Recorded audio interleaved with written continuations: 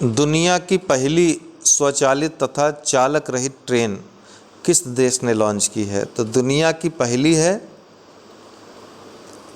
है, स्वचालित है और चालक रहित है और ट्रेन है। इतनी सारी चीज़ें हैं, फैक्ट्स आप ध्यान रखिएगा। तो जर्मनी ने स्टार्ट की है। राष्ट्रीय दिव्यांग T20 क्रिकेट टूर्नामेंट का आयोजन उत्तर प्रदेश में आयोजित हुआ। वो कहाँ पर आयोजित हुआ? तो ये वाराणसी में आयोजित हुआ दिसंबर 2021 में।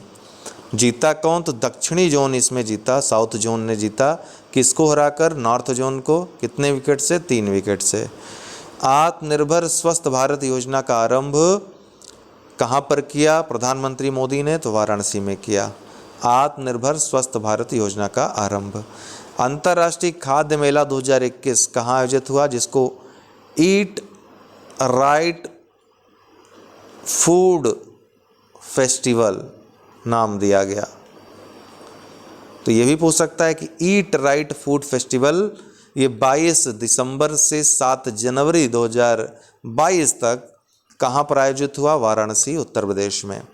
भारत का पहला रूफटॉप ड्राइव इन थिएटर कहाँ लॉन्च हुआ? तो भारत का पहला है मुंबई में। भारत के पहले खेल मध्यस्थता केंद्र का उद्घाटन कहाँ पर हुआ? अहमदाबाद में, अक्टूबर 2021 में।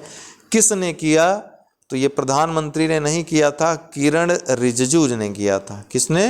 किरण रिजिजू, केंद्रीय मंत्री, उन्होंने किया था। भारत निर्वाचन आयोग द्वारा मतदाता सूची में सुधार के लिए उसमें कौन सा ऐप लॉन्च किया गया? गरुड़ ऐप। रोपवे सेवाओं का उपयोग करने वाला भारत का पहला शहर कौन बन गया है? वाराणसी। माउंट हैरियट, जिसका हाल ही में नाम बदल करके क्या कर दिया गया? माउंट मणिपुर, ये कहाँ पर स्थित है?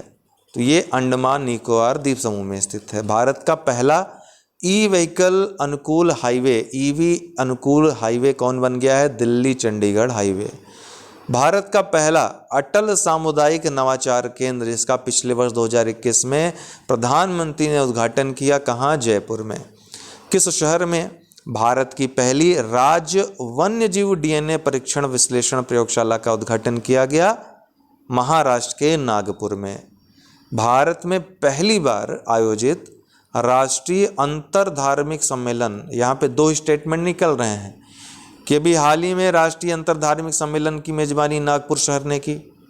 भारत, दूसरा स्टेटमेंट, भारत ने इसका पहली बार आयोजन किया, मेजबानी की। तो ये दोनों ही स्टेटमेंट सही हो जाएंगे। नागपुर में इसका आयोजन हुआ। तो आगे आने वाले वीडियोस इसी क्रम में जारी रहेंगे। महत्वपूर्ण है, ये सारे प्रश्न आने योग्य हैं आपकी परीक्षा यूपीपीसीएस में, जो जिस तरह के प्रश्न आते हैं।